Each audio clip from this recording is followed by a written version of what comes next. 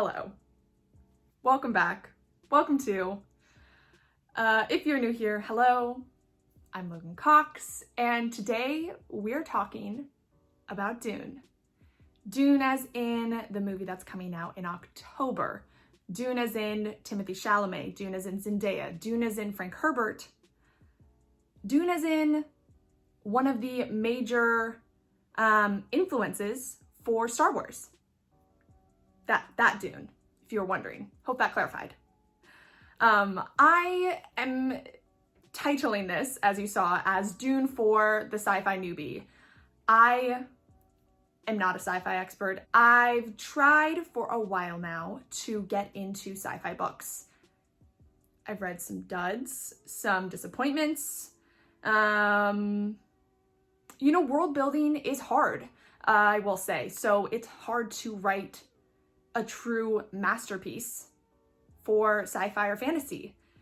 And Dune is considered a masterpiece. One of the OGs, one of the original fantasy world building book series. So there is a lot to unpack.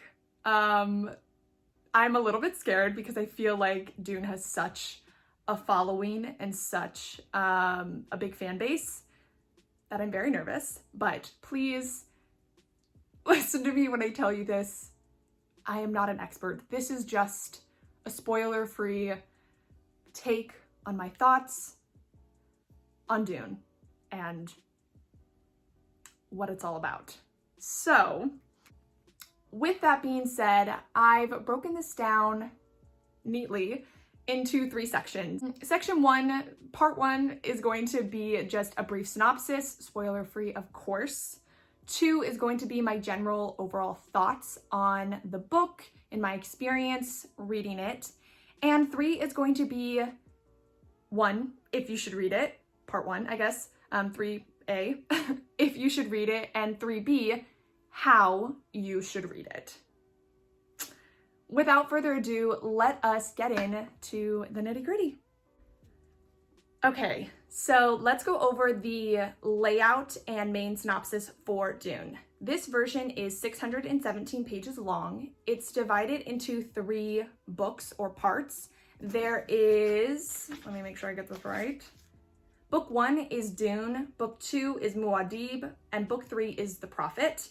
There's also a fairly large appendix section, 621 to 674. That is all just the appendix about or further describing Dune, the ecology of Dune, talking a little bit more about the different religious aspects of the book, as well as the different houses and families and people within the book, kind of giving more context.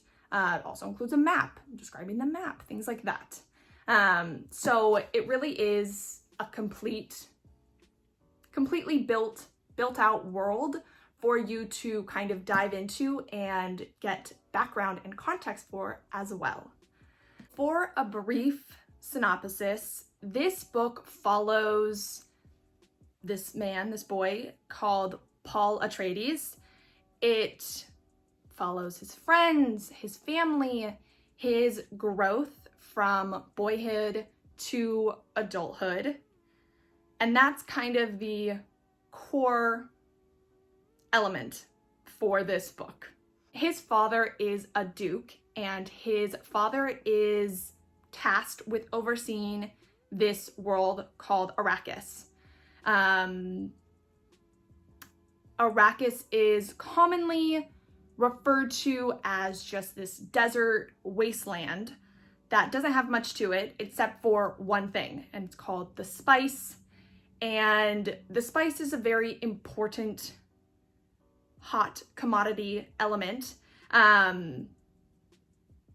multi-purposeful. On one hand, the spice is this super addictive drug type of thing. Once you start, you cannot stop. I think, like, if you stop, you die. It's kind of that sort of thing. It helps with a person's mental capabilities, as well as helps with longevity of your life. But on top of that, it also helps with interstellar travel. So again, multi-purposeful, spice, hot commodity, but kind of the rest of the world, planet, nobody else is really fond of. I guess one of the hopes, dreams for Arrakis and for the Atreides family is to bring this world, kind of like modernize it or make it a fruitful land for everyone and not just something to be sought after for its spice. That's the dream. There are a couple of major themes throughout this book, which if you are interested in, I think would lead me to believe that you would also really like Dune. Just to rattle some off there, class, there is politics, there's love, there is ecology, there's religion. It really has everything. As I've mentioned, it's world building. You are not creating just one line here. You are looking at an entire species of people, an entire world, entire galaxies. And Frank Herbert really does an amazing job at delving into all of those different themes and really digging in to core elements with all of those. Let's now dive into my thoughts. A lot to unpack, I guess. This is a long, thick, daunting, scary book. 617 pages is no small number, but I thought it was super easy to digest. I thought it was, once you're like in that world and you are familiar with everything, it's just so, it's like a breath of fresh air. You're just kind of living in this other place. And so the reading just kind of breezes by very quickly. I was surprised repeatedly at how fast this book was going. I thought this was going to take me months to read, and I had no faith in myself that I would read this before the movie came out, and I did it. That just goes to show that the book really is easy to digest, easy to take in, and even though it is a long book, you don't need to be scared of that fact. Kind of reiterating, not a big sci-fi fan. I'm still getting into it. I'm still finding the rhythm and finding what books I really like about it. And I loved this one. If I didn't say that, surprise. This was a 5 out of 5 for me. I thought it was so well done, so well written, so well developed, so amazing. All encapsulating word right there. It really is just such a joy to read and to dive into this different world and this different life that we get to. And Frank Herbert just did an outstanding job, and you can see why it's such a classic and such a beloved story. So it was great. That's kind of my overarching thought. It was great. I loved it. But also, if you're just trying to get into sci-fi, this is a classic and it's a loved, well-known book for a reason. Just like Pride and Prejudice, just like so many of the other classics that we get into our head, at least I do, that they're going to be so hard to read and so hard to understand and this and that, and because it's a classic, it's going to be difficult. That doesn't necessarily have to be the case, and it's not the case in this situation either. I think you can think of this as like an intro book, let it see where it takes you. This seamlessly brings us to the third part on part 3A, if you should read it. Yes, you should. And part 3B, how you should read it. I got this recommendation from my brother to listen to it as an audiobook because there's a lot of hard to understand or hard to pronounce names like Arrakis, Atreides, Bene Gesserit, things like that, where, your guess would be good as mine if I was just looking at it and reading it. But what I did is I listened simultaneously to reading the physical book,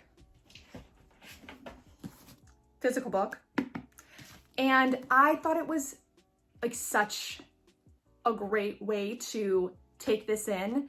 I love the audiobook because it's multiple narrators. It has like musical and sound effect elements going on with it. And then just being able to use that in conjunction with reading the book, it really just made it into this whole production that was so much fun. And that's kind of the bottom line for this book. It's so much fun. I loved this book. I bought the second one immediately after finishing it. It was a joy, a delight. So that's what I got for you. That is my Dune for Sci-Fi Newbies, spoiler-free book review, kind of once over, giving you some information about it. I definitely think if you were wondering if you should read this book before seeing the movie, you know, give it a go. Give it the good old once over try. And let me know what your thoughts were down below. I'd love to hear if you've already read it, what your thoughts were. If you're not gonna read it, but you're excited about the movie, let me know what you're excited for. I love talking with y'all in the comments. And that's it. That's it for today. I will see you guys in my next one. Bye.